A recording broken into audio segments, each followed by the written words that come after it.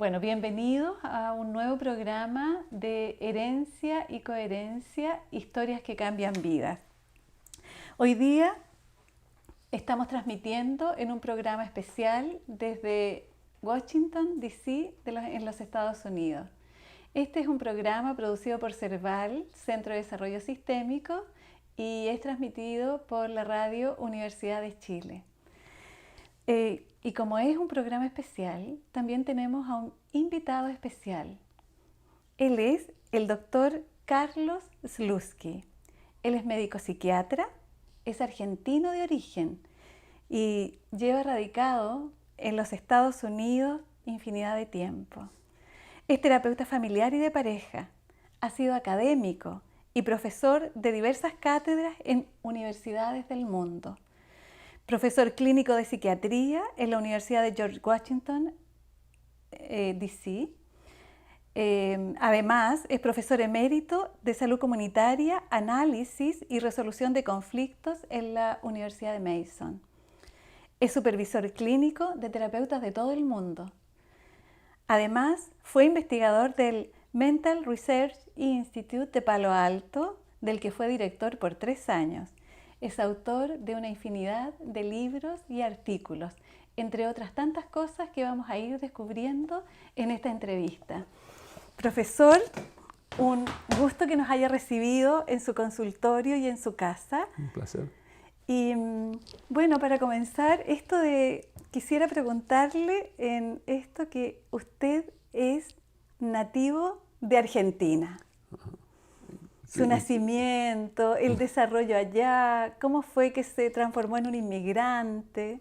Bueno, por cierto, tanta gente, vengo de familias de inmigrantes también. Mis bisabuelos de la línea materna inmigraron a la Argentina en el 1870, algo por el estilo. ¿Desde dónde? Escapándose de los pogroms en Rusia, Rumania, esa zona. Ya. Mi padre, mi padre era un arquitecto austríaco, migró en el año 1920 y tantos, ¿no? Ya. No escapando a nadie. Escapando de nadie. Escapando de nadie, sino abriendo Explorando, el mundo. abriendo El mundo, exacto. Después esa misma familia de mi padre tuvo a su vez que escapar a último momento para no acabar en campos de concentración, ¿no? Okay. Y bueno, Argentina tiene varios ecos para mí. Uno de ellos es el eco de la red social de la que eran parte mis padres y de la que fui parte yo. Ajá. Que era una red más de músicos, artistas y vieneses su mayoría, con los que me crié en realidad, ¿no? En el arte, en medio del arte. En medio del arte y la música y la naturaleza, porque teníamos nuestra casa de fin de semana en el Delta, que es cerca de Buenos Aires, y entonces ahí pasábamos los veranos, ¿no? Genial. Eso, y por otra parte la familia extendida, que era la familia de mi madre, que tenían 50.000... Muy extendida. Sí, es enorme cantidad de gente, con lo que estaban bastante pegoteados también. Con lo que mi vida, los primeros años fue una vida bastante, por así decir, normal y predecible. ¿Qué número de hijo es usted? Yo soy hijo único. Hijo único. No solamente soy hijo único, sino que mis padres murieron en un accidente, los dos, cuando yo tenía 18 años. Oh. Y eso me cambió la ecología dramáticamente. Sin duda. Sí. Sin duda. Pero eso no me impidió empezar medicina razonablemente temprano. Yeah. Y estar metido también en inquietudes tanto artísticas, escribí un par de obras de teatro y cosas por el estilo, como políticas, ¿no? Con un grupo de amigos organizamos hicimos una organización underground en el sentido de que no tenía cara pública, Ya. de ayuda a presos políticos en la primera época de Perón, Ok. donde metían presa a la gente y sin juicio y se desconectaban del mundo, ¿no? Y, ¿Eso en la universidad? ¿Cuando ya estaba en la universidad? Cuando ya estaba en la universidad. Perfecto. Sí. Pero esto era un grupo universitario, efectivamente. Okay. Y eso, como diría que plasmó mucho de no solamente mis inquietudes políticas, sino de mi trabajo en derechos humanos, con los que a través de los años hice una cantidad de cosas, ¿no? De actividades. Perfecto. ¿Y en el vínculo con Chile? Y en el vínculo con Chile, bueno, mi primera visita a Chile fue representando esta organización en un congreso que había organizado de organizaciones de derechos humanos, un congreso de izquierda, que el diario para entonces, El Siglo, le daba mucho, no sé si existe o no, le prestó mucha atención, y el Mercurio, por el contrario, no solamente hablaba mal, sino ponía poca cobertura. Poco foco ahí. Pero donde conocí por ejemplo, a Pablo Neruda, que presentó en una de nuestras reuniones la primera lectura que él hizo de la Oda al Pan o a la Cebolla, una de esas odas elementales. Sí. Maravilloso. Y, además de gente, por así decir, importante dentro del mundo de los derechos humanos y de diversas organizaciones de izquierda, ¿no? Salvador Allende estuvo presidiendo una de las reuniones. Estoy hablando del año... ¿Qué año habrá sido eso? El año 54, 5, 6. Esa fue mi primera visita. La primera visita a Chile. Fue muchas veces. Sí, en distinto, ya no underground, así como... Exacto. Estuve varias veces conectado con el Instituto de la Familia de Fernando Codú y Carmen Luz Méndez. Perfecto. Y después en otras actividades. También. Doctor, ¿y cómo se gestó su traslado a Estados Unidos?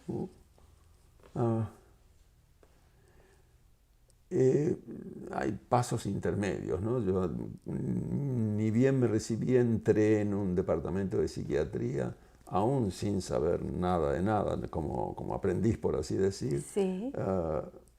La opción, una vez que me recibí, era hacer una residencia en el hospital psiquiátrico, es decir, que un hospicio tradicional de 3.500 pacientes, depósito de pacientes, o un departamento de psiquiatría totalmente novedoso, revolucionario, dirigido a la comunidad, con enormes, una guía fantástica de nuestro jefe y además una enorme libertad para explorar diversas cosas. Entonces, durante mis primeros 10 años yo estuve formado y después parte del equipo directivo de esta organización, que era el Servicio de Psiquiatría de un policlínico, un servicio público, el Policlínico de Lanús, en la periferia de clase obrera de Buenos Aires. Perfecto. ¿Y cómo? Entonces, ahí es donde... además, me junté en trabajos de investigaciones con sociólogos y Eliseo Verón, que fue un amigo mío que ya murió, que era un sociólogo y semiólogo importante. Con él él dirigía una investigación y yo contribuí con eso. Escribimos un libro fantástico. Ay, ¿cómo se llama el libro? Comunicación y neurosis. Que está escrito Verón y yo. Es muy fantástico. Lo leo cada tanto, nomás que cuando estoy aburrido, y ideas muy interesantes todavía. Todavía. Sí, pero seguramente solamente se consigue en libros de viejo. Pero además son transversales, son atemporales. como parte de este equipo estaba interesado en diversas cosas que ligaban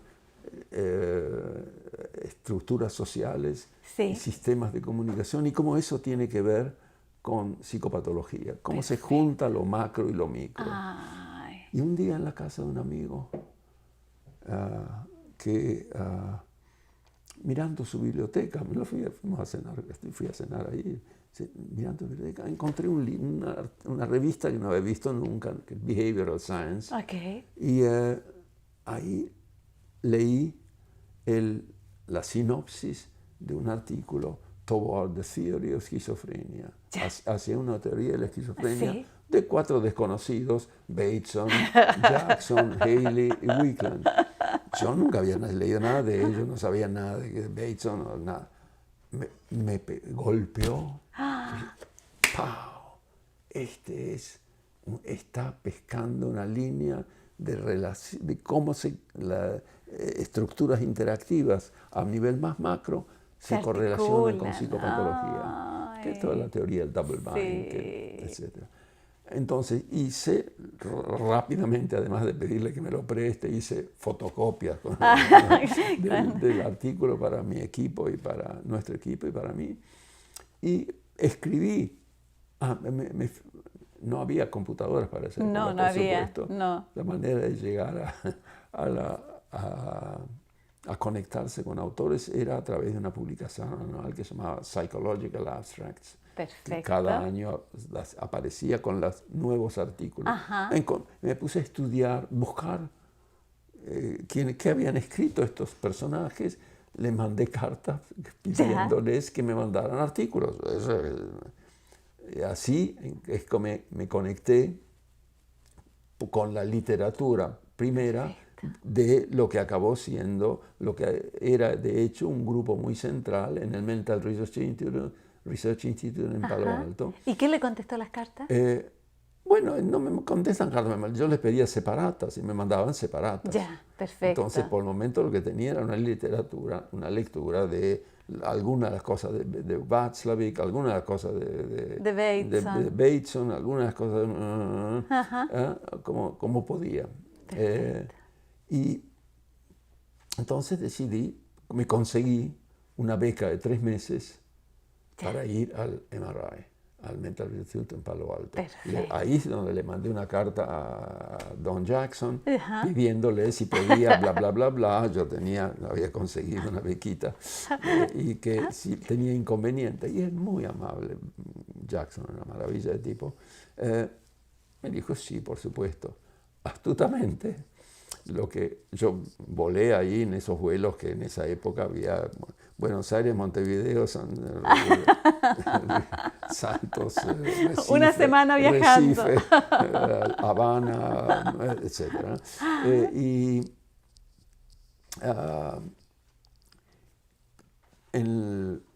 Yo esperaba estar solo y arreglármelas para llegar a Palo Alto. No, estaba en la puerta esperándome un tipo con un letrerito que decía Slutsky.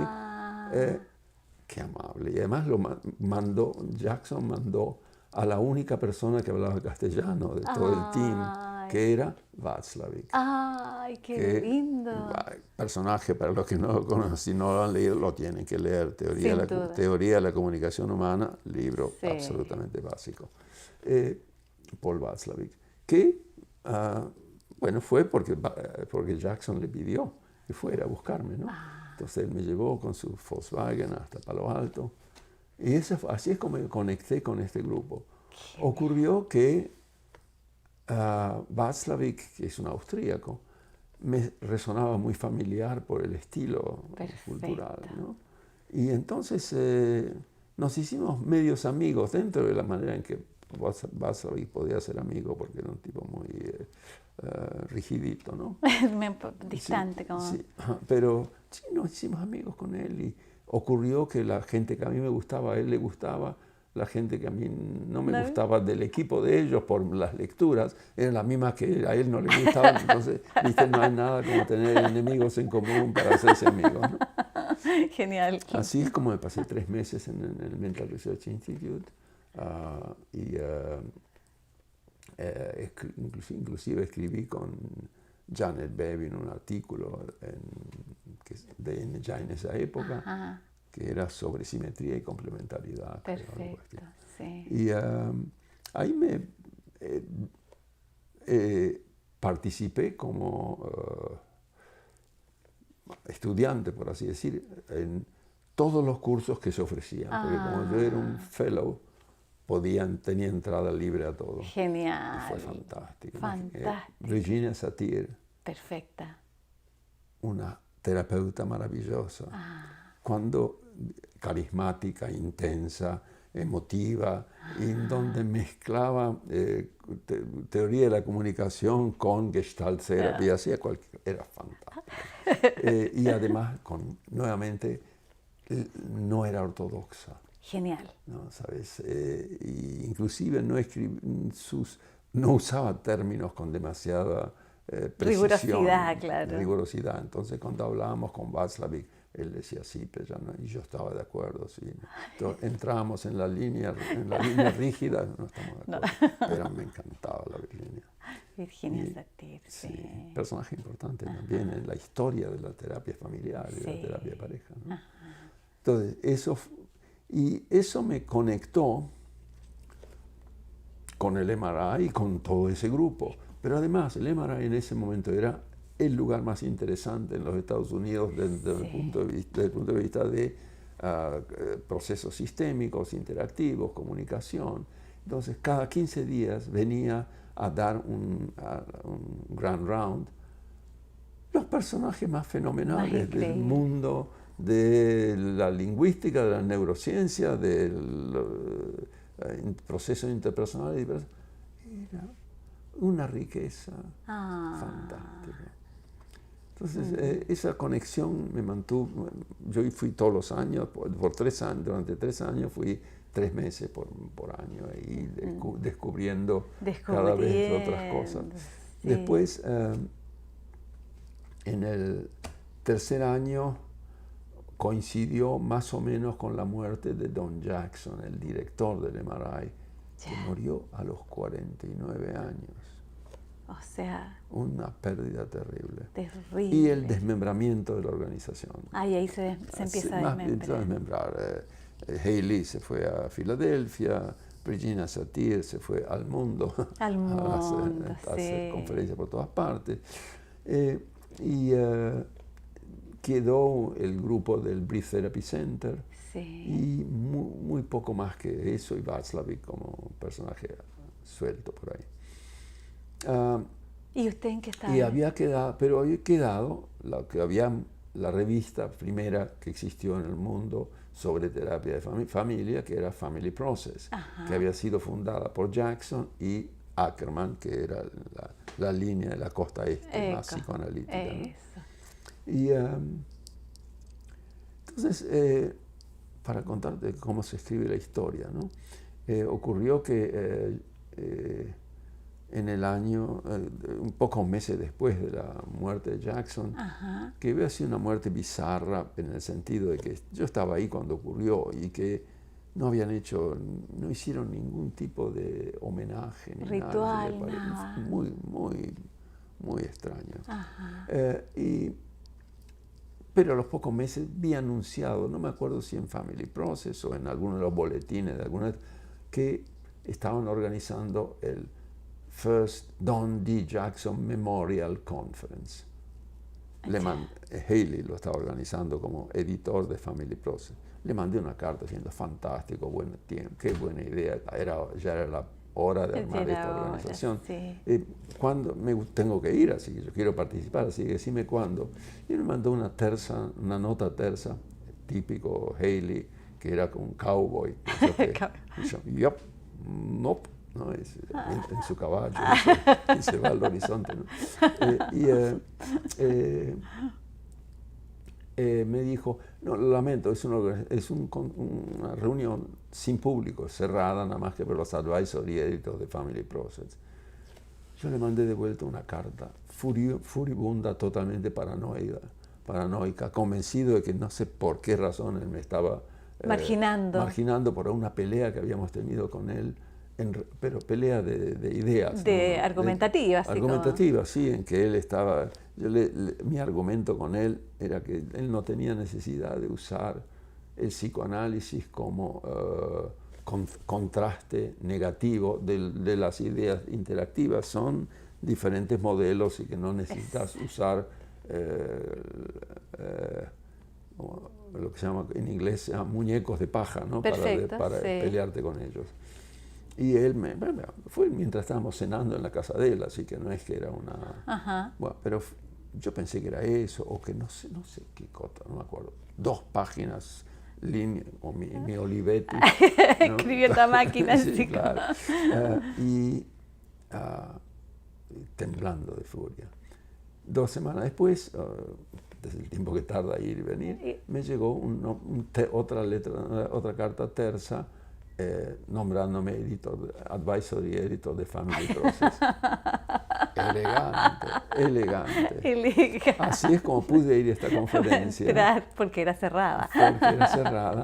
Y acabé siendo el primer latinoamericano que fue advisory editor de Family Process, el más joven, qué sé yo, muy gracioso.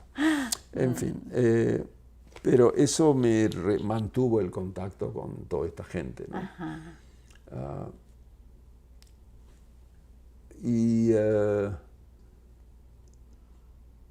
En paralela con todo esto, en esa época progresivamente hubo un decaimiento político importante en la Argentina, después de gloriosos primera parte de los años 60, que fue una expansión cultural fantástica.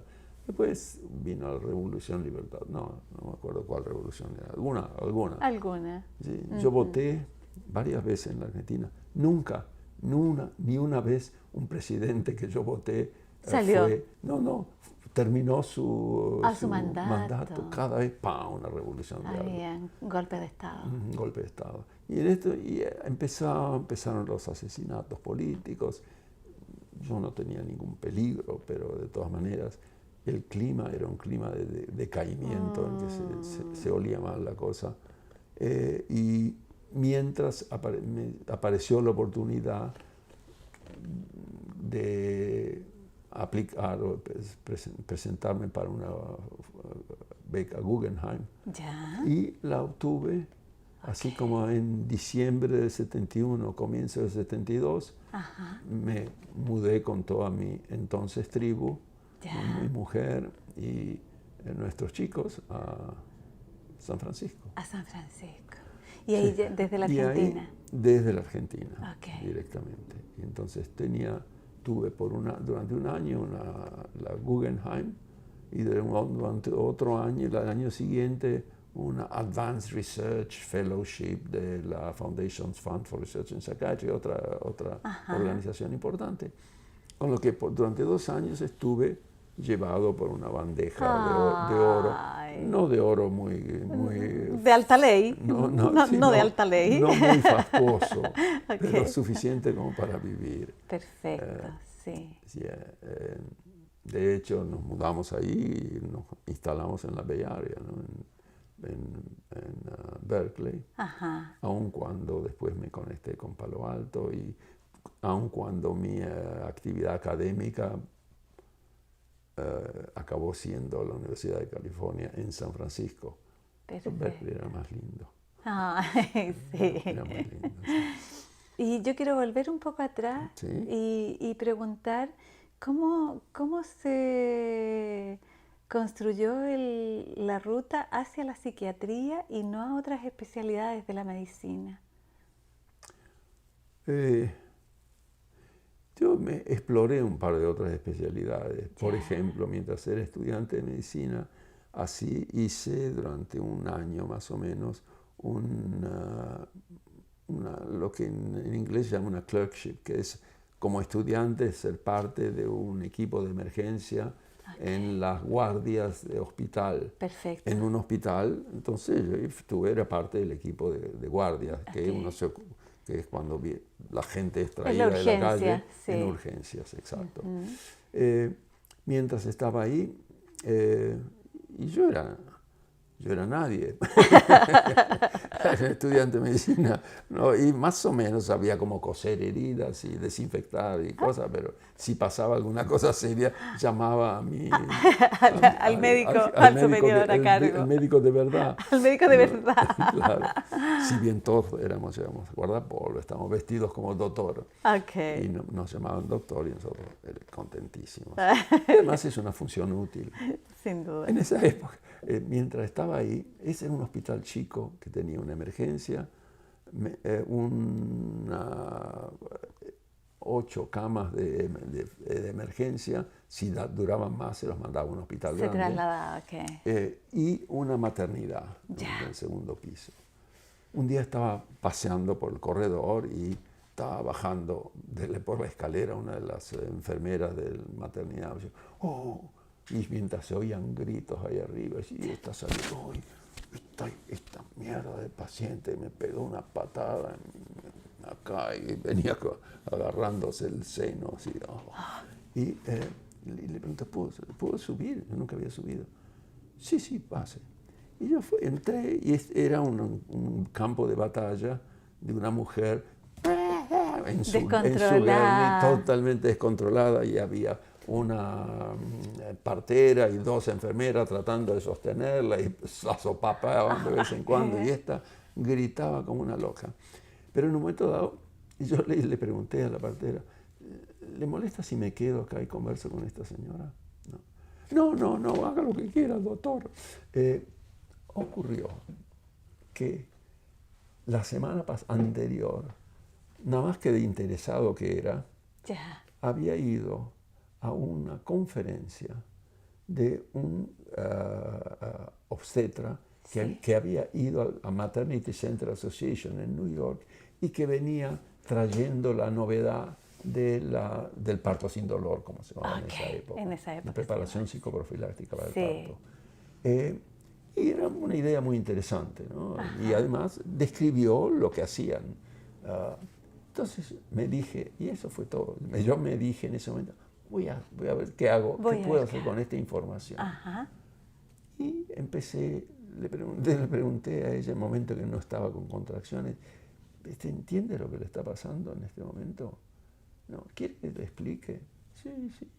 Entonces, solamente empecé a dibujar el útero, el parto, las diferentes etapas del parto, y en un momento dado se descontrolaba y yo le decía, no, es mejor para el bebé y para usted si se puede respirar, le da más oxígeno al bebé, qué sé yo lo que le di.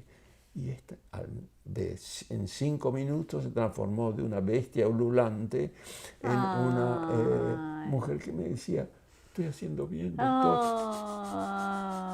¡Ay, linda! Y las parteras mirando, decían, ¿qué pasa acá?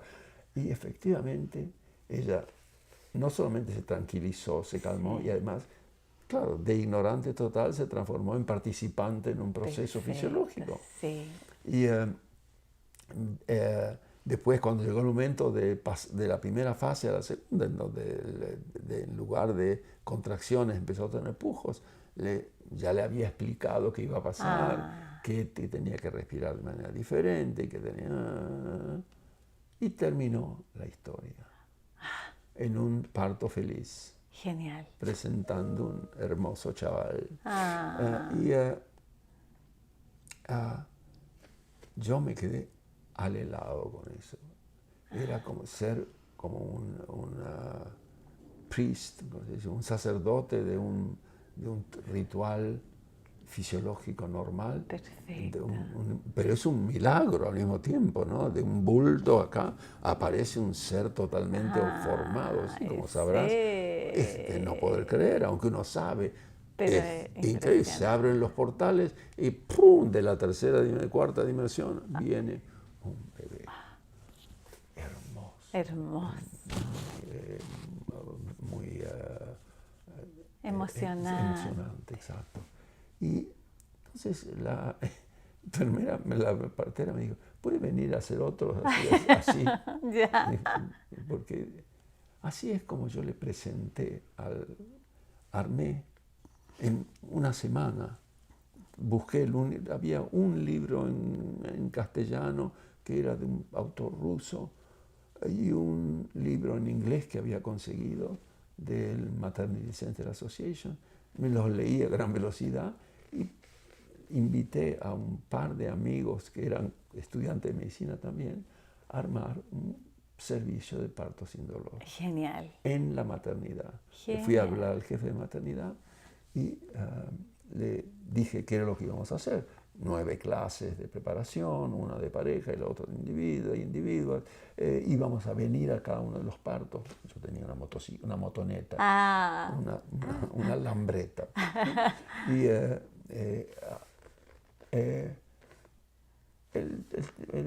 el jefe me dijo, miren, si no molestan, si no están en la hora en que hay consultorio, no, perfecto, venimos a la tarde, hacemos los cursos a la noche.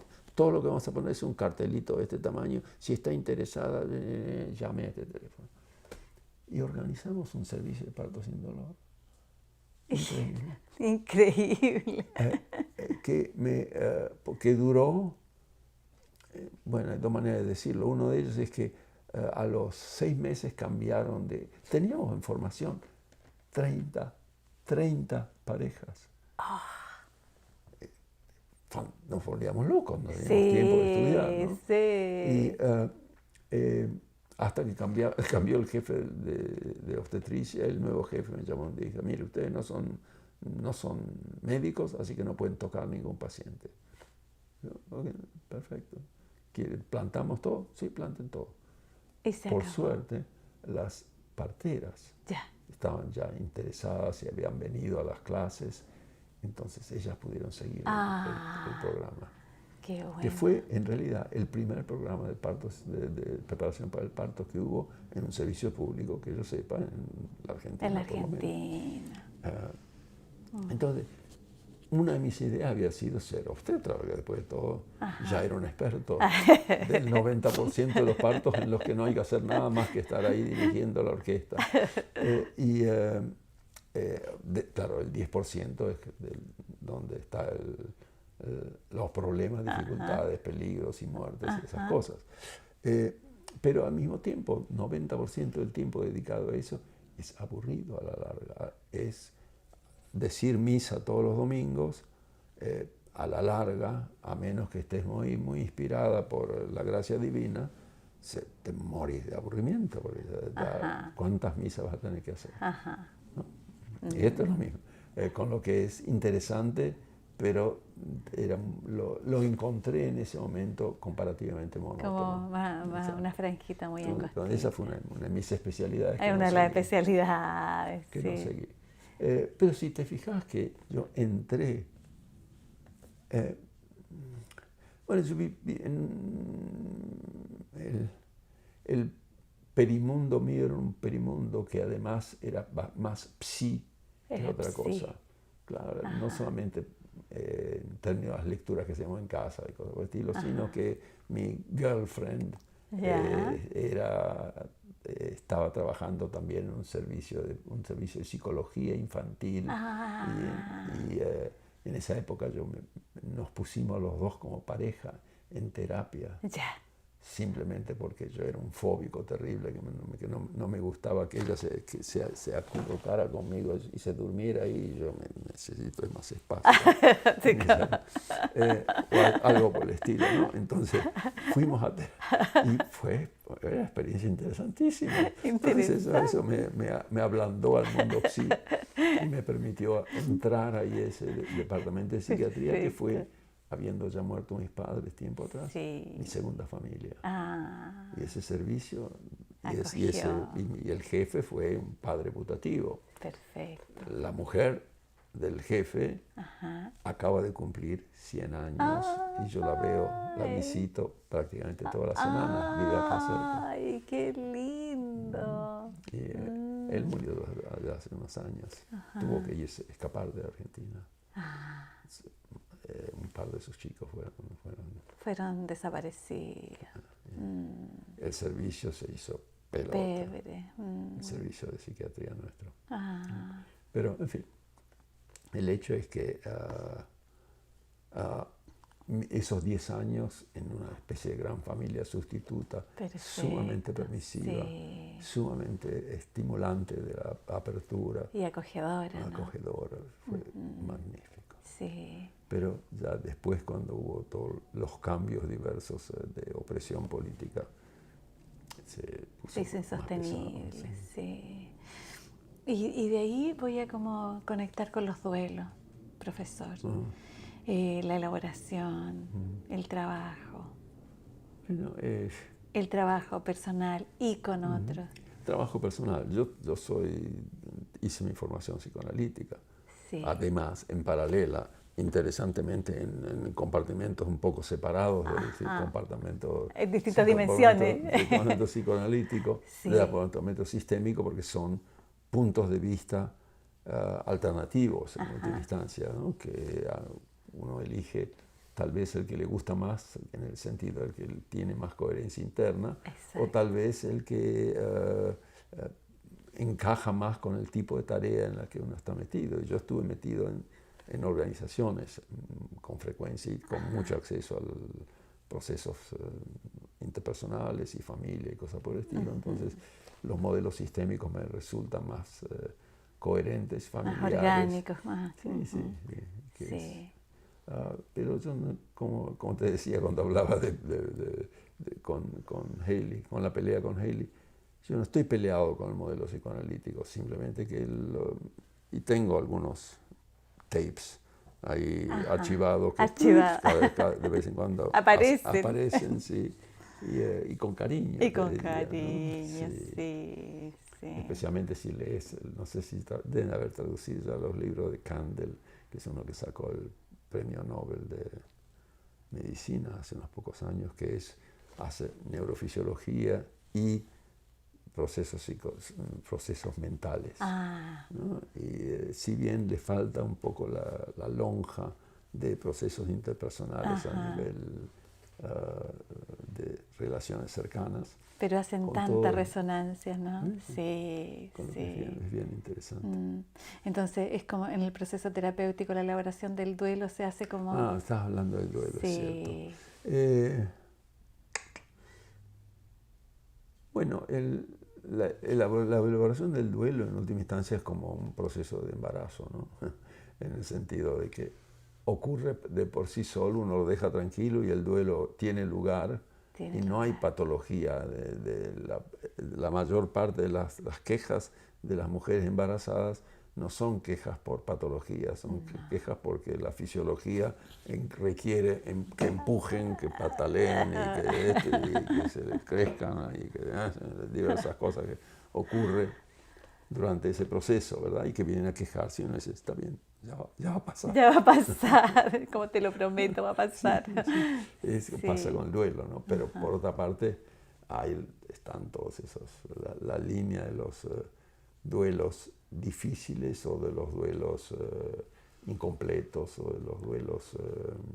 o esos que no tienen nombre, como los que quedan como los desaparecidos. Bueno, esos son parte... No sé si conoces, hay una bibliografía muy interesante que originariamente era de Pérdidas Ambiguas, que es Paulina Voss. Una idea bien interesante, específicamente referida a las pérdidas en que el sujeto está emocionalmente presente pero ausente físicamente, que hace mucho más difícil el duelo. Tremendo. Sí. Te diré que eso es lo que pasó con mis padres, que murieron en un accidente en Europa, y en esa época no había aviones rápidos que traían los cadáveres, con lo que la muerte de ellos durante años fue una muerte de ausencia física y presencia emocional. Emocional, sí. Después una vez mi tutor, que es el guardián legal, me dijo 7 años después de la muerte de mis padres, ¿sí? ¿Te acordás, Carlos, de que te había preguntado qué querías hacer con la ceniza de tus padres? Y vos me dijiste que lo que a mí me parezca, y yo te dije que las iba a aventar. No, decidí que no las aventé, pero sino que porque a lo mejor cambiabas de opinión. Ajá. Y entonces, yo había ido por té ahí, ¿no? A visitarlos. Bueno, entonces las tengo en mi casa, en el altillo. Y me acuerdo, además el sorpresa, ¿y de qué tamaño es? ¿Qué es lo que es? ¿Qué es? Claro, yo me decía, féretro, no, estaba una caja de zapatos, algo de estilo, cada uno de los dos. Bueno, ¿qué querés que haga con ellos? Bueno, dámelos, digo. Bueno, y así que fui por té y salí con la ceniza de mis padres. De los padres. Que quedaron en mi... los traje a mi departamento. Ya. Y estuvieron en mi departamento por varios años. Y estaban una presencia ahí, no en un altar, estaban en una cosa así, ¿no? Ok, como en un stand. Claro, y recién los aventé cuando me estaba por ir a Estados Unidos. Porque tampoco puedo ir llevando las cenizas de papá. Pensaba la idea de un guardia aduanero, dice, ¿qué lleva acá? La ceniza de mi padre. De mi papá. No. Sí. No. ¿Cómo se llamaban? ¿Ah? ¿Cómo se llamaban? Mis padres. Sí. Mi padre se llamaba Félix. Sí, mi madre se llamaba Juana. Entonces, pero bueno, esa es otra historia. Sí. Las pérdidas ambiguas. Con eso estuve, imagínate, creo que cualquier terapeuta comprometido se encuentra con frecuencia con ese tipo de situación. Sin duda. La cantidad de familias con desaparecidos y aún familias escindidas en las que la muerte de alguien genera conflicto y que hacen que alguien escape con el cadáver, por así decir. Sí. ¿Verdad? Sí. O en las que no se pueden hacer ciertas cosas en el velorio. Claro. ¿No? Y entonces los rituales necesarios para uno, para llevar adelante el proceso de duelo, se congelan ahí. ¿No? Bueno, hay montones de situaciones. Desaparecidos es una, pero el Alzheimer es un buen ejemplo, ¿no? En donde la gente, los parientes de los Alzheimer, que los cuidan, la esposa o esposo que los cuidan, la pareja, en un momento dado, mientras el paciente, por así decir, está ahí desconectado progresivamente, en muchos casos los familiares están diciendo, ¿cuándo se va a acabar de morir? ¿Cuándo se va a acabar de morir? Porque ya es como que se empieza a morir de a poco. Ya se hizo parte del duelo, parte de los llantos, parte de las despedidas. Y entonces ahora le toca al otro hacer el movimiento, ¿no? Entonces hay muchas situaciones en que los cuidan hasta el final, pero la última parte es con esfuerzo. Sí.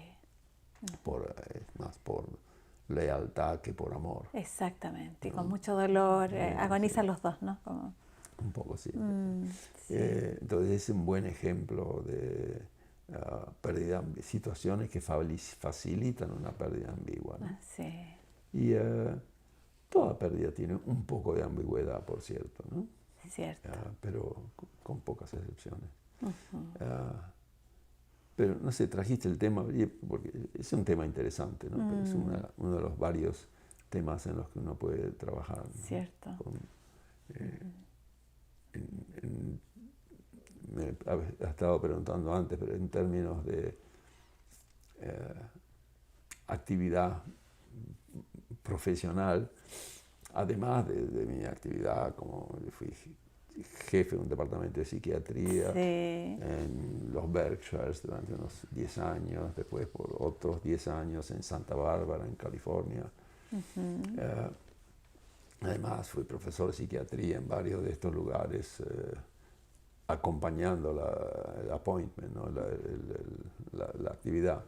Acá pero decía que en paralela yo estuve trabajando en diversos momentos como consultor y como activista en la ACNUR.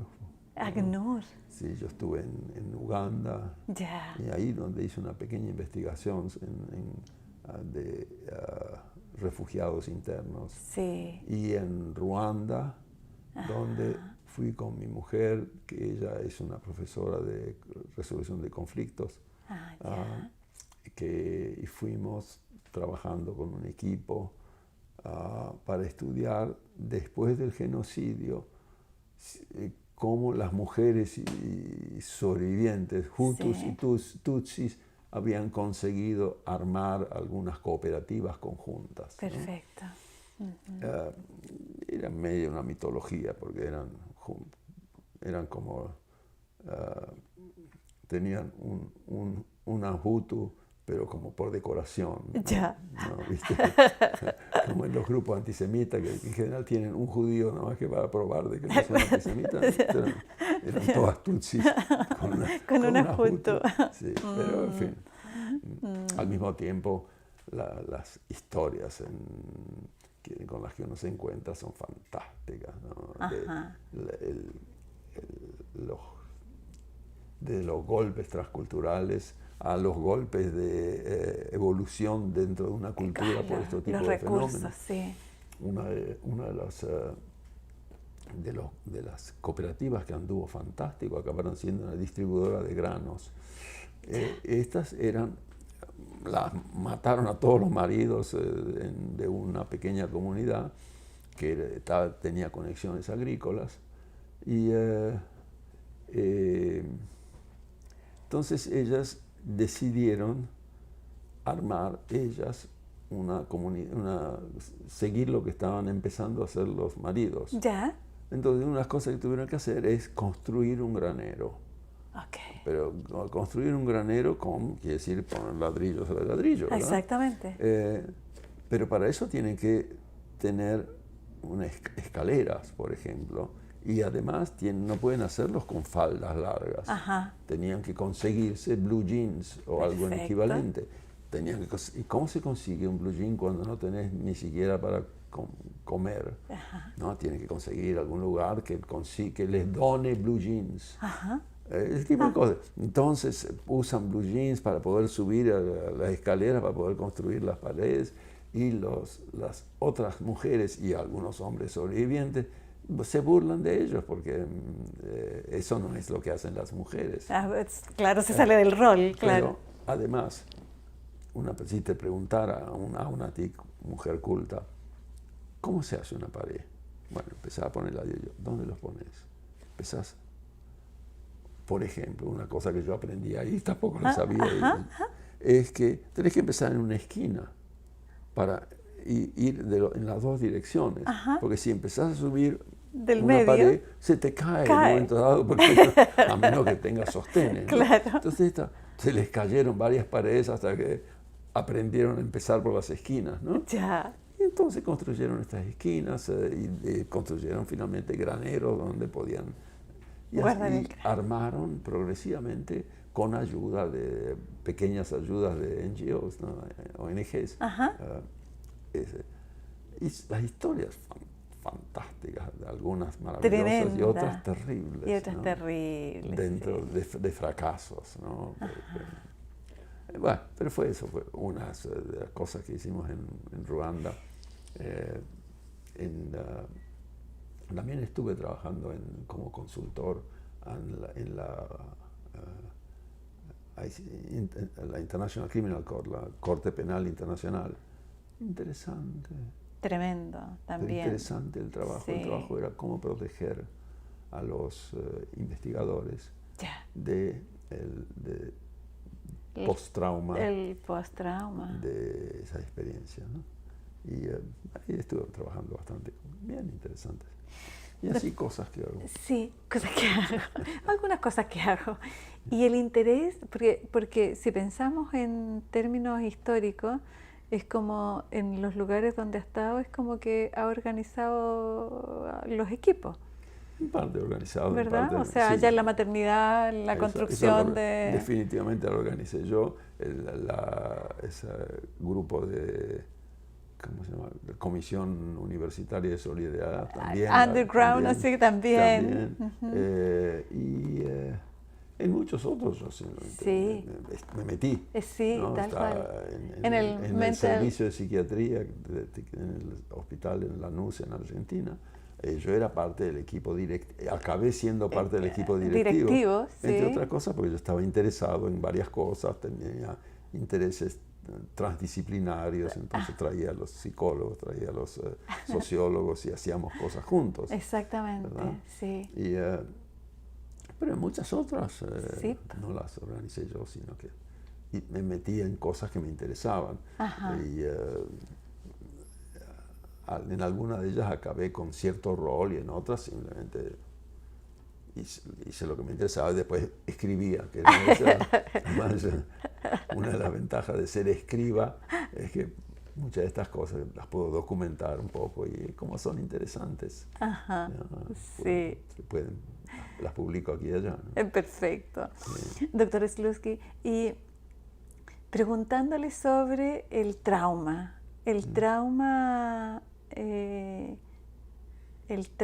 de los grupos que no solo son los traumatizados, sino los que de alguna manera cautelan o tratan a los traumatizados. Porque se produce como un trauma de los que generan el trauma, claro, de los que trabajan con el trauma, etcétera, etcétera. Bueno, eso es lo que te comentaba, Sí, que es el trabajo que estuve haciendo con la International Criminal Court. Exactamente. ¿no? Que,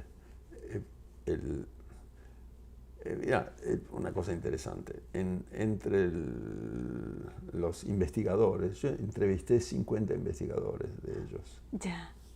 Y descubrí que entre los investigadores vienen de dos orígenes, o son incorporados viniendo de los orígenes. Uno de ellos vienen de los servicios de seguridad y la policía. Ya. Por ejemplo, el director de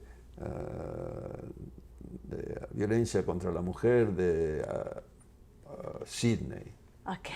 Australia. Se jubila a los 45 años o algo estilo y se presenta a la corte como cuando abren una posición. Perfecto. Entonces, esos vienen de la tradición policíaca.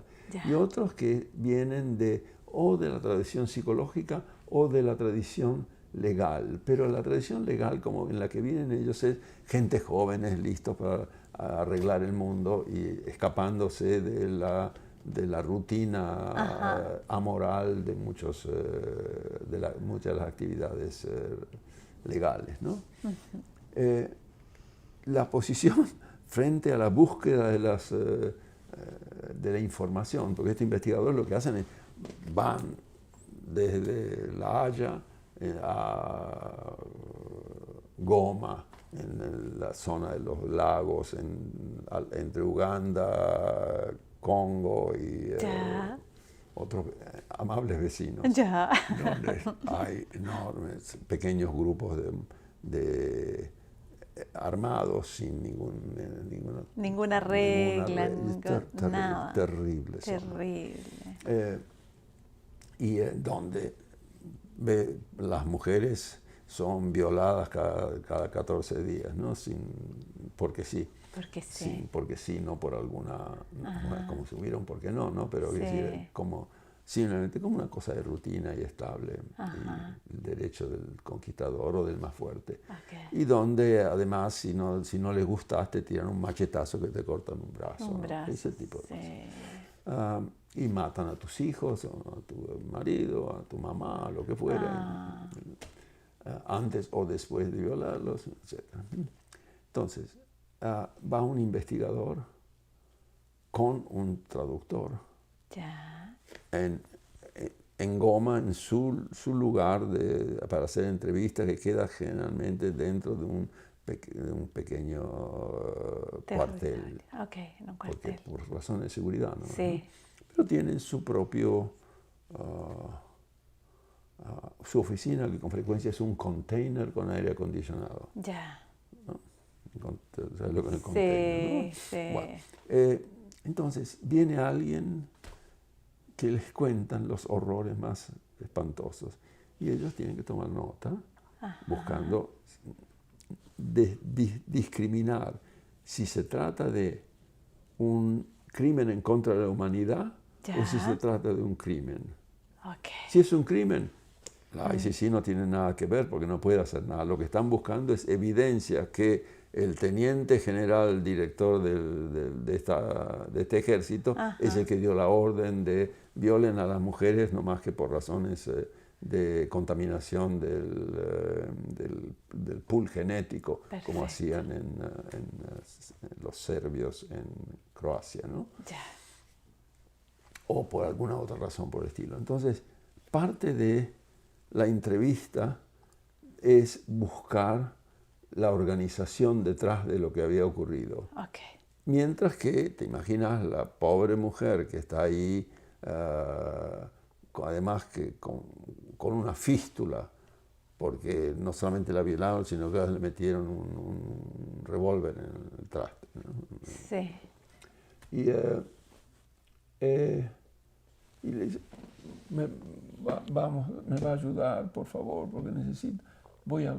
Están tratando de encontrar las pobres mujeres algún tipo de eco. Y estos, a su vez, se entrampan emocionalmente, ¿no? El sentido es, claro, voy a hacer lo posible para ayudarla, señora o señorita, lo que fuera, cuando en realidad no tienen idea. En general no pueden, pero además tienen que tomar nota. Lo llevan, todavía les queda, están acá con la entrevista, lo llevan a La Haya, lo presentan el report y ni siquiera son recibidos por el team. Oh, ¿cómo estuviste estas 2 semanas en Goma? Pobrecito, qué difícil, o pobrecita, qué difícil. Sí. Sino, bueno, ya trajiste el escrito. El escrito, o el informe. No. ¿Cuántos días? Lo pasan arriba al otro estrato, que es el estrato donde se estudian los casos y se juntan la segunda información, que puede tardar 6 meses. Oh. Entonces, todo el horror de la situación de esta persona, que es tomada personalmente y que a su vez el resarcimiento, la resolución del sufrimiento es el poder reparar de alguna forma. Y están esperando 6 meses, ¿podremos reparar o no? Y ni siquiera hay alguien desde arriba que le está informando cómo está el proceso. ¿Cómo va el proceso? ¿No? Entonces, cosa que no es atípico, no es que es una organización cruel, es que las organizaciones no piensan en estas cosas. Son otros tiempos, ¿no? Claro. Sí. Entonces, ¿cuáles son los que sufren? No los que vienen de la policía, porque los que vienen de la policía están acostumbrados a decir, siga una instrucción, señor, a la orden, y lo hacen. ¿No? Y entonces pueden tomar distancia. Todo está muy encuadrado y es culturalmente así, cultural en la organización, de la que vienen. Y estos otros, que son los entusiastas jóvenes y que quieren resolver los problemas del mundo, más sweet, y al mismo tiempo más tiernos, son los que acaban sufriendo y a la larga muchos están quemados, no quieren saber más nada, hay una deserción importante. Altísima. Claro, bastante alta y cuando no, problemas psicosomáticos, por supuesto. Por supuesto. O problemas de pareja también, ¿no?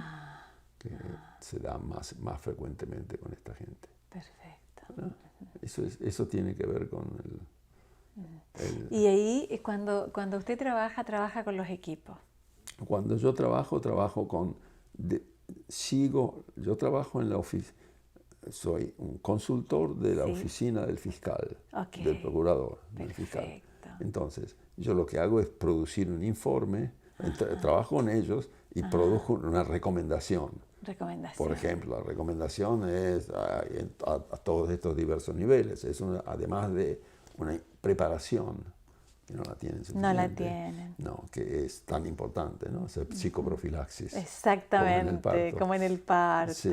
La segunda es que haya una recepción cuando más vuelvan, cálida. más cálida y más claramente concebida como tal.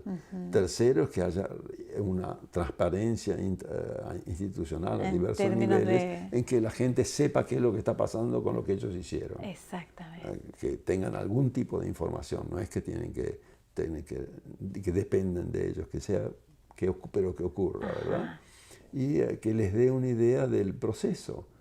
Y además la idea del sino qué, porque el sino qué a nivel de Goma,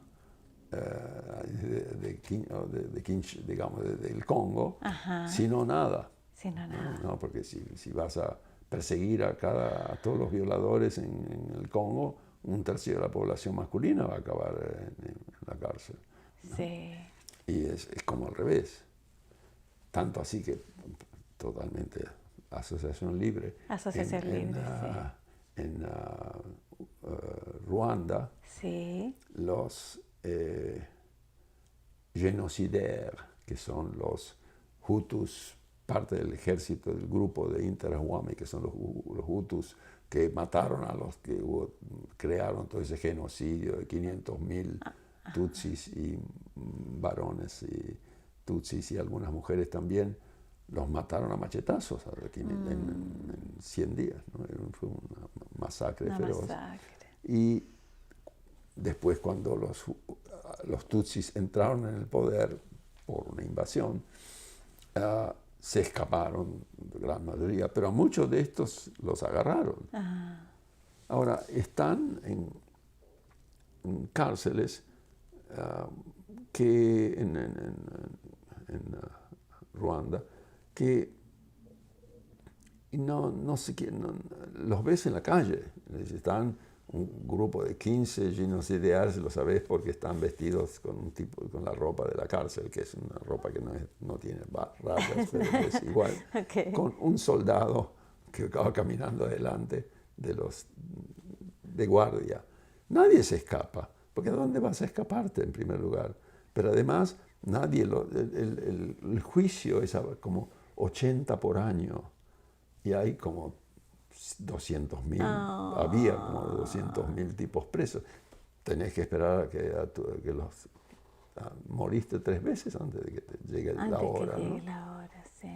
Por eso es que además, asociación de la asociación, es que se favoreció lo que se llamó la gachacha, que es todo un sistema local informal de reincorporación, de reaceptación colectiva, de gente que vuelve después de todo eso a su propia tribu, o su propio barrio, o su propio pueblito en la montaña, y hay toda una ceremonia de reaceptación o no, en general es reaceptación. Si bien algunos van a decir, sí, yo sé que vos fuiste el que mataste a mi hermana y a la hija y el hijo de mi hermana, pero eso ya pasó hace tiempo. Y bueno, yo estaba fumando drogas y totalmente enloquecido por lo que decía el gobierno, ni me acuerdo nada. Sí, yo sé, es terrible, bla, bla, bla. Y ahí se produce como una integración. Entonces está un proceso comunitario de reincorporación. Aunque es muy interesante. Importante, sí, interesante. Sí. Esas son cosas interesantes. Cosas interesantes. Sí. Y yo voy a volver como a un eje que me parece importante. Doctor, la familia. ¿Qué significa la familia para usted?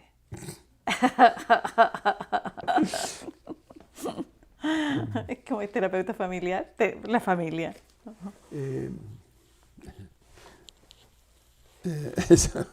Me acuerdo en una de las invitaciones que acepté y en la que fui a Chile durante la época de Pinochet. Llegué y a las 2 horas vinieron a buscarme al hotel una representación oficial del Instituto Nacional de la Familia, algo por el estilo, que era como un subministerio del gobierno. Del gobierno. Ya. Y, para entrevistarme, para pedir que vaya para llevarme realmente a que vaya a una entrevista con la directora del Instituto de Baden-Württemberg. Ok, ese. Y que me contó Carmen Luz, era uno de los, probablemente lo que querían ver es si me iban a autorizar a hacer mis presentaciones o no. Ya. ¿No? Y entonces fuimos y a Carmen Luz me acompañó a hacer lo que... Y, bueno, a ese lugar, en la puerta había 2 personas con ametralladoras, así que no es que era un lugar amable, era parte del gobierno, ¿no? Y que me recibió es una señora con una falda negra, una blusa blanca, un collar de perlas, todo muy así. Dice, ay, doctor, tanto gusto conocerle. Bueno, pero estamos interesados en saber su opinión. Por ejemplo, ¿cuál es, cómo es que usted concibe a la familia? Después, déjà écouté. Y yo no me acuerdo, agarré el violín y empecé a hablar. ¿Y cuál es su opinión de esta historia de la libre, de la en favor o en contra del control de la... Todo, no sabía cómo hablar de aborto, decir la palabra aborto, porque decirla era como tenerlo, ¿no? Entonces estaba arreglando. Entonces, a mi vez esa es una respuesta dentro de la Qué línea. graciosísimo. Sí, yo a mi vez le contestaba diciendo que unas cosas interesantes de los modelos, y le hacía para respuestas, ¿no? Un efecto interesante de los modelos sistémicos es que uno puede operar con en diferentes contextos culturales y en cada ocasión respetando lo que es la cultura dominante. Por ejemplo, en familias árabes, y me ponía a y ella quedaba satisfecha, yo quedaba satisfecho, no le contestaba a ella. No, Pero ella quedaba muy feliz. Y ella, bueno, sí, al final no solamente eso, estaba ella y un asesor que me lo había presentado, que era el representante del Opus Dei. Oh. Que estaban todas, ella y el representante del Opus Dei, ¿no? Y esa fue la entrevista. Y mientras estábamos saliendo en el corredor, yo le dije a Carmen Luz, que venía conmigo, what a motherfucker. Y ella me dijo, cállate, que también hay corredores, hay micrófonos en los corredores.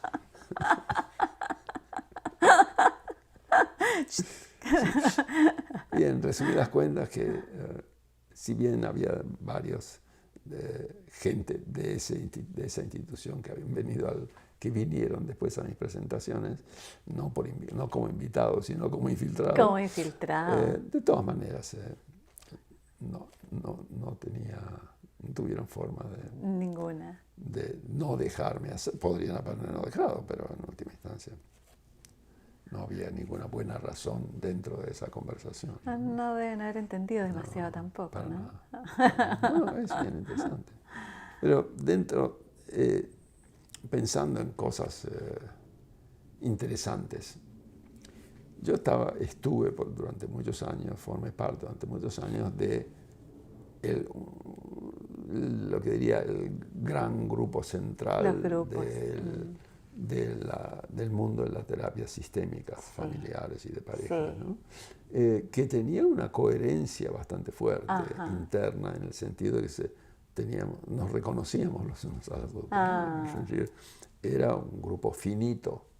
Perfecto. Y ese ser un grupo finito hace que uno no solamente se reconozca, sino reconozca las fronteras y mantiene cierta centralidad, ¿no? Que después, cuando a medida que ocurrió, que la terapia sistémica, la terapia familiar, la terapia de pareja, no solamente se expandió a ser una herramienta y una óptica en muchas otras profesiones, sino en diversas partes del mundo y en muchas instituciones, no solamente se borra hasta cierto punto la centralidad, arriesga bastante fuertemente a transformarse de una óptica en una técnica. Cierto. ¿No? Y la técnica en la que se absorbe como cualquier otra y con lo que tiende a perderse la visión sistémica. Cierto. Tiende a más bien aprender los trucos del oficio. Ajá. ¿No? Que reducido a la técnica. Y reducido, claro, los trucos del oficio no te abren a una epistemología, sino que son menos desafiantes. Son más estratégicos. Como claro, son menos desafiantes. Y entonces hace que si es para gente vieja como yo, dentro del sistema, quiero decir, es un mundo más extraño, porque es un mundo en donde gente de muy diferentes orientaciones que dicen que hacen, y probablemente lo hagan, su versión de terapia familiar y terapia de pareja, hay muchos casos no reconozco el lenguaje. ¿No? Otros códigos. Hay otros códigos, o hay códigos que se revierten a códigos fuertes, culturalmente fuertes, como el código psicoanalítico. Entonces, los modelos psicoanalíticos se han cambiado de manera bastante importante para incorporar visiones, procesos interpersonales, ¿no? Y me parece fantástico que lo hagan, ¿no? No estoy en contra. Lo que digo es que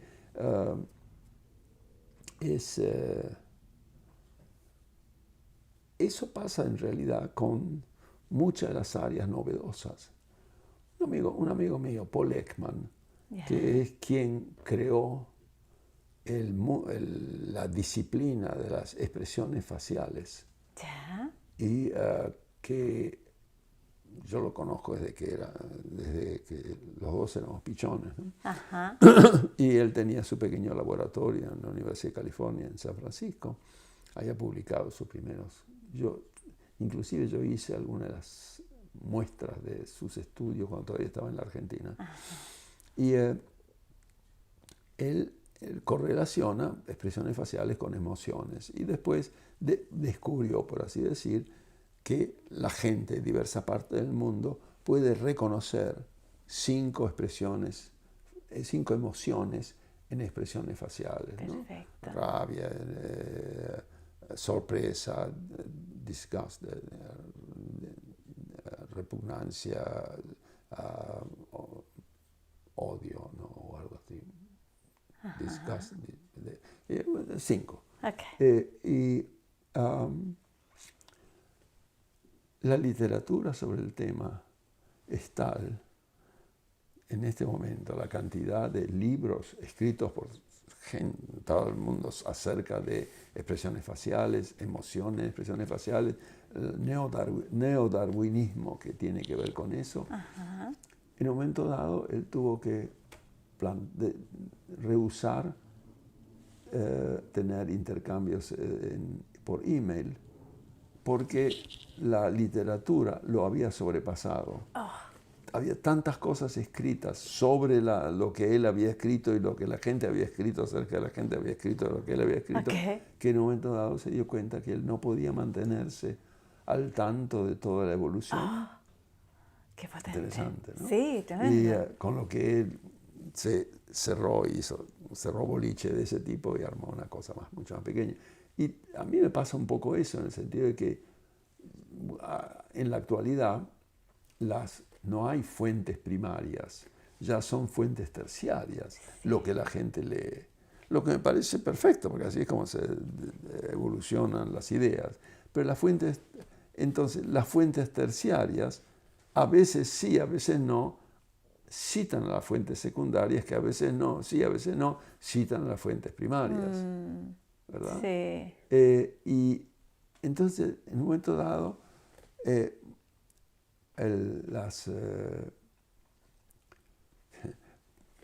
creo que fue en este congreso en que tú también estabas, que le pregunté a la gente, ¿quiénes de ustedes leyeron Teoría de la Comunicación Humana por Václavic? Y había una cantidad de gente. Es del año 67 ese libro. La mayor parte no lo leyó.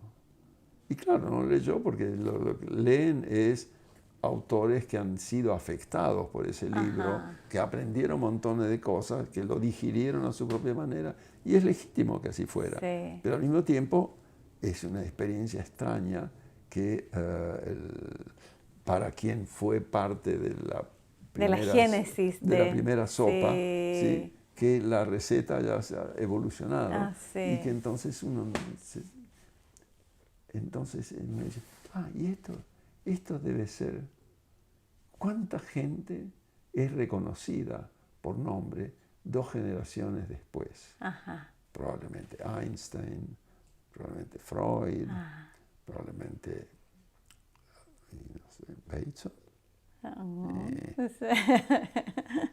Norbert Wiener, el creador de la cibernética.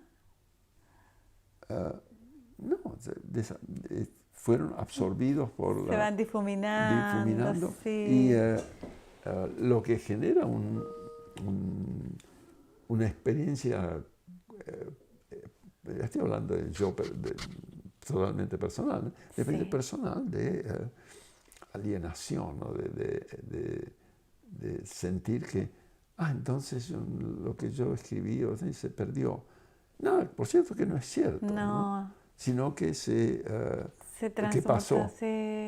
que pasó a ser parte de la arena de las ideas que siguen evolucionando. Sí, que es bien interesante, ¿no? Sí, tremendo. Complicado e interesante. Tremendo, porque también estoy pensando en eso en términos de lo que le pregunté originariamente sobre la familia. Que es como los tatarabuelos, los bisabuelos. La cultura en la familia va evolucionando de una manera muy particular, sí, Sí, efectivamente. Yo ceno una vez por semana con por lo menos 2 de mis chicos. ¿Cuántos chicos tiene? Tengo un total de, digamos, entre 6 y 7, depende de cómo lo cuentes. Ya.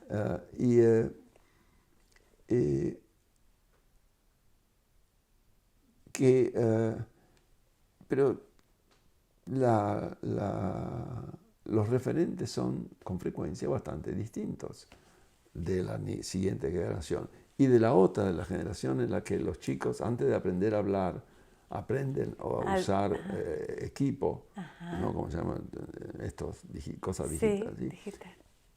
Es sustantivamente diferente del modo de armar citas, de establecer relaciones, de cuál es la lógica que uno puede predecir de lo que va a ocurrir. Mi libro sobre la red social, me pidieron que haga una nueva, digamos, una segunda versión, ¿no?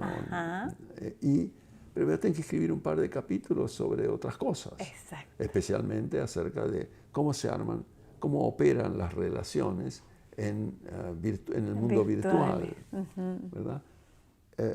Por cierto que no operan de la misma manera. Por cierto que reemplazan a muchas de las otras.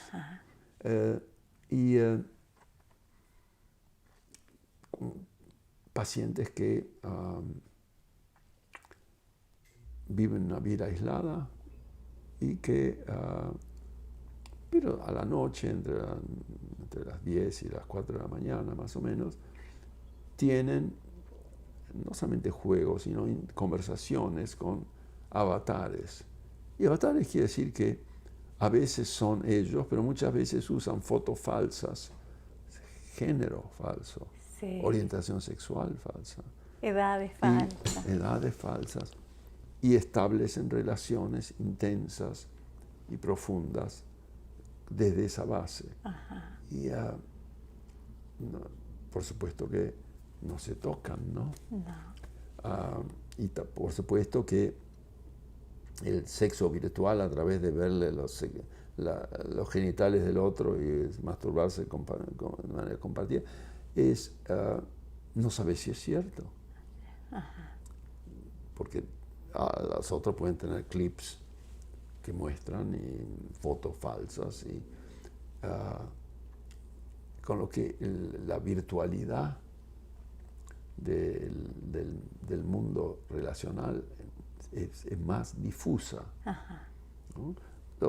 Claro que, no, que mucha de la gente sigue pololeando y sigue siendo feliz con su pareja, y etcétera, etcétera, ¿no? Y tocándose y todo. Tocándose y todo, sí.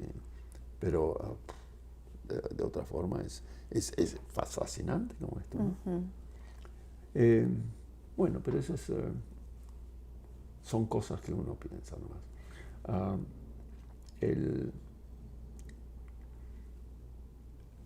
Si vas a hacer un cierre, lo que tendrías que hacer en el cierre es además hacer una recomendación acerca de mis últimos libros. Pero que antes del cierre quiero preguntar otras cosas. Bueno. Quiero preguntar dos cosas. Quisiera preguntarle sobre el amor.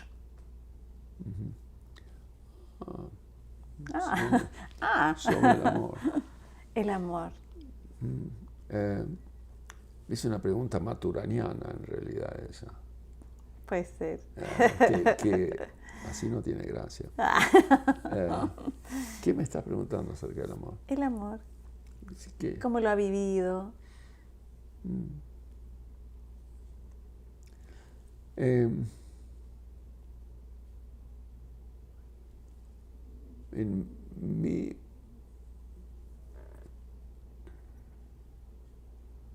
mi experiencia,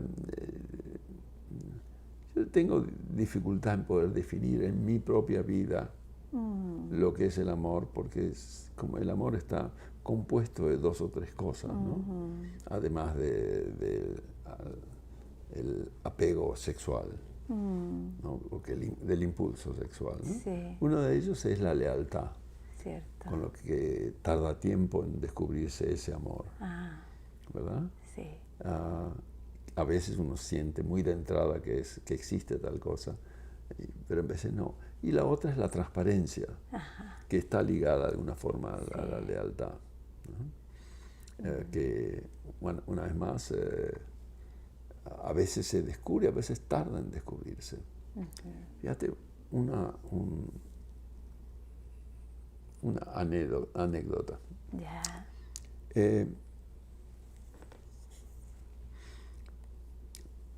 Hace miles de años, cuando yo tenía 20 años,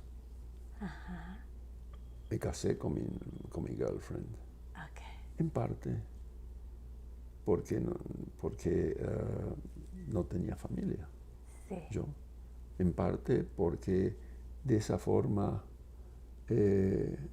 me transformaba legalmente en un menor emancipado, en lugar de depender de mi tutor.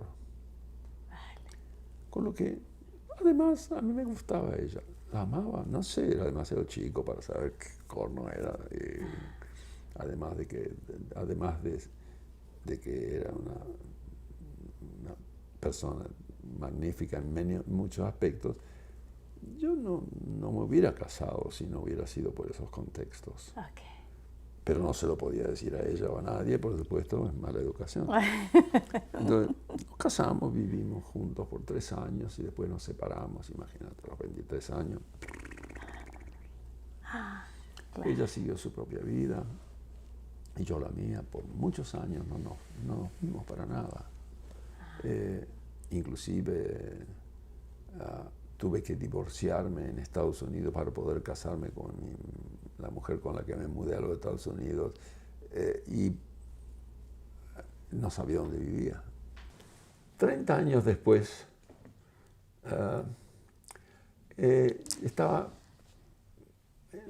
festejé creo que eran 50 años, tal vez 55, en París, en la casa de unos amigos. Ya. A ver, ahí se había divorciado en la Argentina, se había casado con... Sí, con otra, etcétera. ¿Ya? Pasaron muchas cosas. Muchas cosas entre mucho medio. Agua bajo el puente. Ya. Y había una cantidad de amigos en París, inclusive amigos íntimos, cercanos, varios. Y para esa fiesta decidí invitarla a mi primera mujer, que era una psicoanalista que vive en París. Y ella, entonces la llamé por teléfono y dije, ¿cómo estás? Tantos millones de años, etcétera, etcétera, conversaciones. Y le invité a tomar un té a la casa de unos amigos, en cuya casa estaba parando en París. Nada más que para establecer un poco de contacto. Contacto. Sí. Entonces, vino, después nuevamente, hacía muchos años que no la veía, que no nos veíamos, y mis amigos, pensando que que facilitaban la cosa, decidieron quedarse. Con lo que estaba teniendo una conversación totalmente trivial, no íntima, a la hora del té, en que hablábamos de cualquier huevada y no se armó nada, ¿no? No se armó nada. Entonces, en un momento dado, ya agotados del esfuerzo social, ella se levantó, yo me levanté y dije, bueno, ya, ok. Y ella me miró y me dijo, pues bien, compañero. Compañera. Y yo le contesté, ha llegado el día y la hora del último beso. Y se le abrieron los ojos. Y me dice, no caigas en eso. Tiene esos trances su melancolía. Y yo le dije, como te decía ayer por la tarde, y me dijo, es un poema de Rubén Darío que ella me enseñó. O que ella lo decía y yo me acordaba. Sí. Me acordé. Ajá. Y que ella lo asoció a esta despedida. Pero le salió nada más que la primera parte porque le estaba diciendo, pues bien, compañero, chao, ¿no? Chao, chao, sí. Y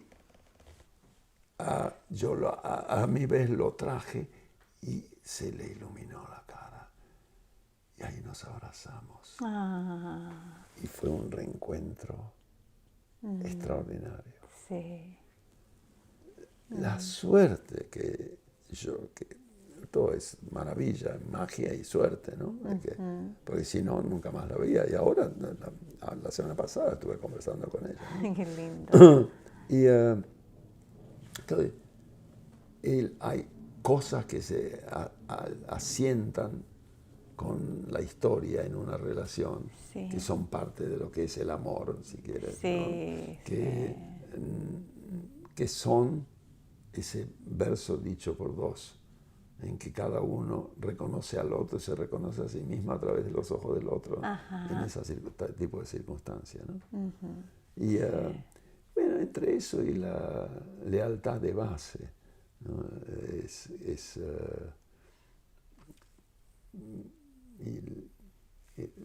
Son elementos centrales, además de la atracción. Hay un componente estético que es feroz, importantísimo, ¿no? Que uno piensa, ¿qué corno tiene que ver con amor? ¿Qué sé yo qué corno tiene que ver con el amor? Pero dependiendo de todas las mujeres en las que he amado, tienen un tipo de piel particular. Perfecto. Y tienen un tipo de contacto visual particular. Ajá.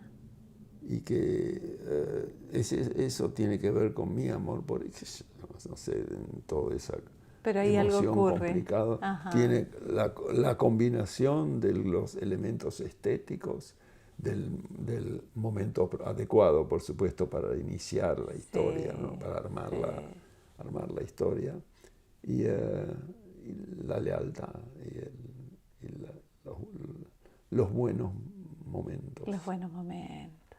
Sí. Claro, viste que hay gente que se las arregla, y esa es parte del trabajo en terapia, ¿no? A veces, que hay gente que se las arregla como para tener un collar de cuentas de cosas negativas.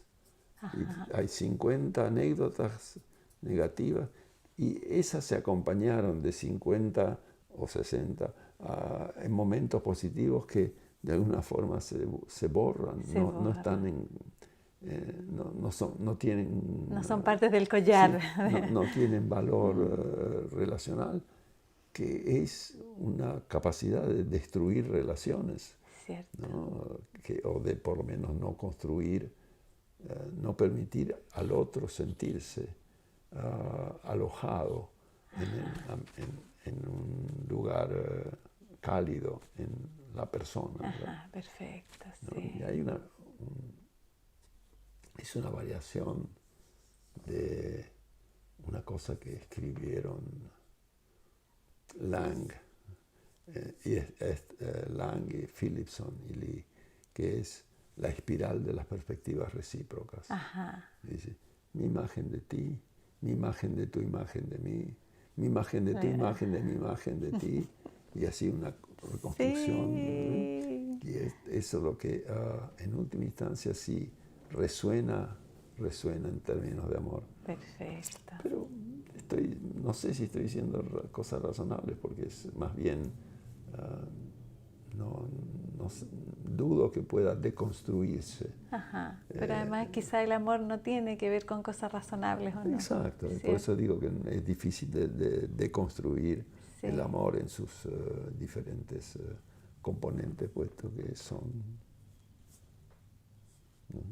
Indefinibles. Son todo eso. Exactamente. Lindo. Y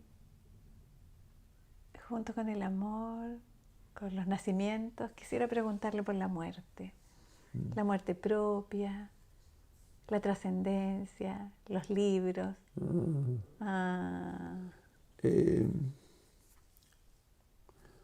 Pero en primer lugar, con respecto a la muerte propia, yo estoy muy confortable con eso. A mí no me angustia la muerte, no me asusta, no me preocupa demasiado. Perfecto. En realidad, porque retrospectivamente pienso que podría haber vivido mi vida mucho mejor de la que la viví, pero también mucho peor. Es una manera de decir que tengo...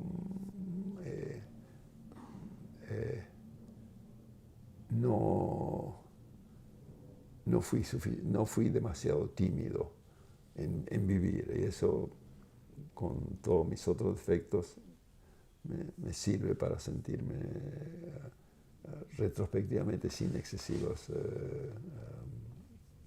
quejas. Sin quejas. Sin quejas. Sin y quejas. Con la sensación además de que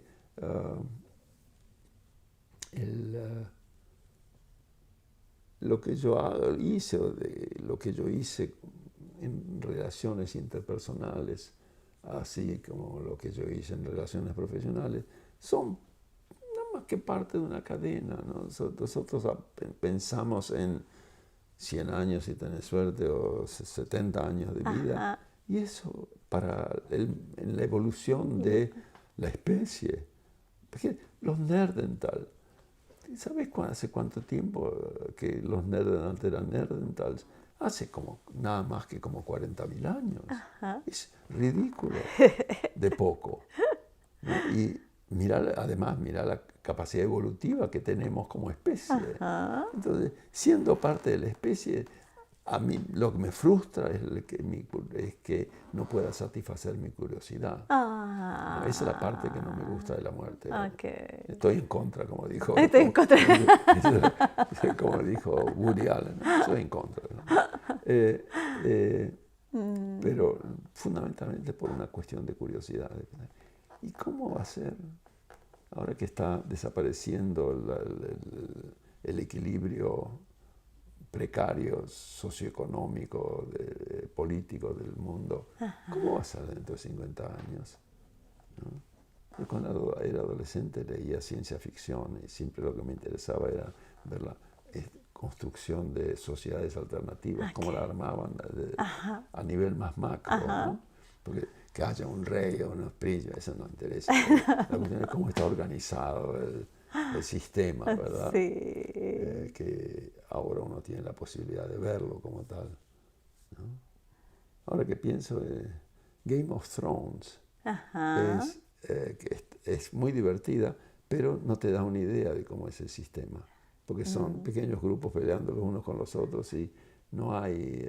es como la historia medieval. ¿Historia medieval de qué? Bueno, historia medieval de Inglaterra del Norte.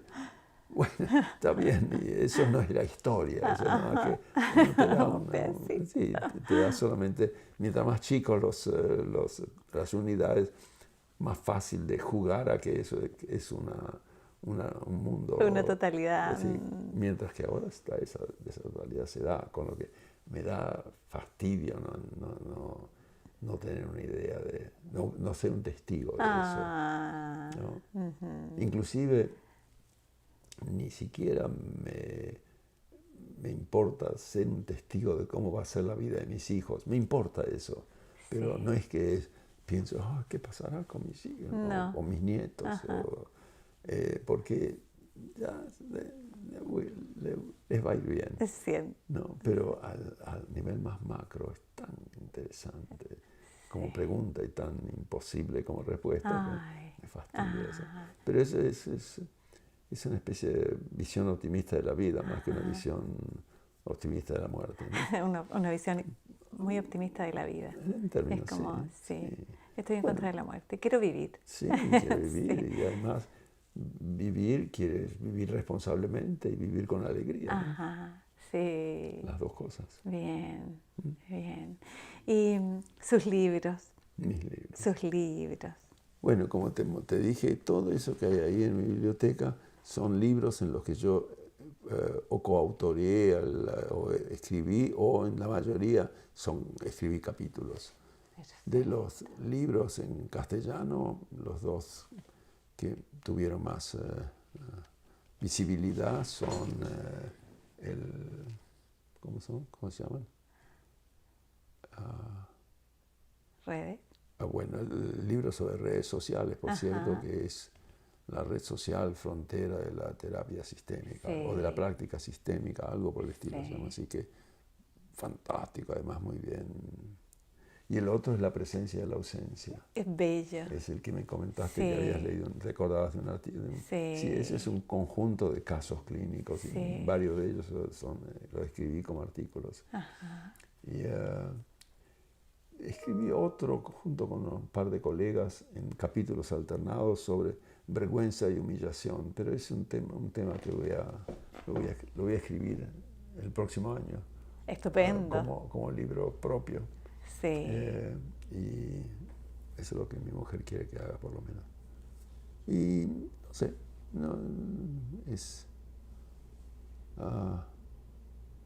tengo en este momento un proyecto como de 5 artículos de diversas cosas, muy diversas cosas, que lo hace bastante divertido.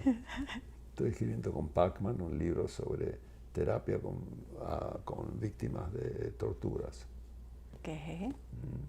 Después tengo otro que sobre el de vergüenza y humillación, que lo estoy armando como un pequeño libro propio. Perfecto. Después otro sobre... Además ahí estoy haciendo una reedición de un artículo viejo mío fantástico. ¿Ya? ¿Qué se llama? Que es sobre prescripciones para una intervención terapéutica. Que es 15 cosas que te recomiendo que hagas si querés tener un efecto terapéutico interesante y que se te abra los ojos en proceso sistémico. Genial. Es un lindo artículo, pero los tengo que reescribir para ayornarlo, ¿no? Okay.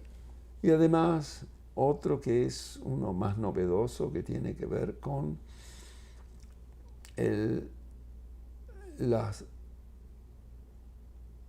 los trastornos del apego en las historias de los huérfanos rumanos dados en adopción y los pacientes psiquiátricos crónicos. Todo juntado. Todo junto. Con la idea es que los pacientes psiquiátricos crónicos en hospitales crónicos y que existen todavía, desarrollan un tipo de relación con el mundo terapéutico que se parece se parece a los huérfanos rumanos, en el sentido de que aprenden por la inestabilidad del sistema y la opacidad del sistema y la indiferencia del sistema, aprenden a relacionarse con, por ejemplo, los terapeutas o psiquiatras de buena voluntad que quieran trabajar con ellos. Han aprendido a trabajar a conectarse con dos o tres modalidades. Una posible modalidad es que te operan como si vos fueras la persona más maravillosa del mundo. Ahora después te dice, ay, además me puedes dar un cigarrillo. Por supuesto, un cigarrillo. No, yo no fumo. Sí, ya. Y termino. Y ahí te das cuenta, wow, ¿qué pasó acá? ¿Dónde estaba? El apego era un apego totalmente superficial y seductor al mismo tiempo. Sí. Pero es razonable. Exacto. Si pensás que hay 5 personas que van a trabajar contigo, pero van a durar 6 meses en el trabajo, después consiguen un trabajo mejor y se van Sí. Y hay unos nuevos. En un momento dado están interesados en la conexión inmediata por razones. Otros que por el contrario, cablón, ¿no? Vos te acercás, querés conectarte, y no hay espacio. Rebota todo, total indiferencia. Sí. O el decir sí, ¿no? Una posición complementaria superior. Ese tipo de fenómeno, que es un fenómeno que se describió en los huérfanos romanos. Pero la razón para describir eso es que es útil para los terapeutas, por el efecto que generan en los terapeutas, porque yo, persona de buena voluntad, voy a trabajar con estos pacientes tratando de rescatarlos de su alienación, etcétera, y me encuentro con esto, el golpe narcisista al terapeuta es brutal. Con los chicos, los huérfanos rumanos en Estados Unidos, que fueron una cantidad y fueron adoptados, hubo algunos que los padres los devolvieron porque no podían tolerar el nivel de indiferencia y violencia. Otros que se dedicaron la vida a tratar de rearmar, y efectivamente en 3, 4, 5 años se le restituye parte, si no todo, la capacidad de vincularse. Sí. ¿No? Y bueno, ese es otro de los artículos. Como ves, algunos pequeños, otros más y otros grandes, enormes y hondos, y de todas las formas geométricas. Exacto. Doctor Slutsky, estamos terminando nuestra entrevista. Sí, un placer. Ha sido un placer recorrer en distintas formas geométricas todas las preguntas y todas las asociaciones que usted ha estado haciendo. Y eso. Okay. Muchas gracias. Muchas gracias por dispararme algunas preguntas interesantes que salieron medio desilvanadas, pero bueno, así es como funciona el proceso primario. Y así es como funciona nuestra herencia y coherencia. Sin duda su historia va a cambiar muchas vidas, doctor. Gracias. Gracias.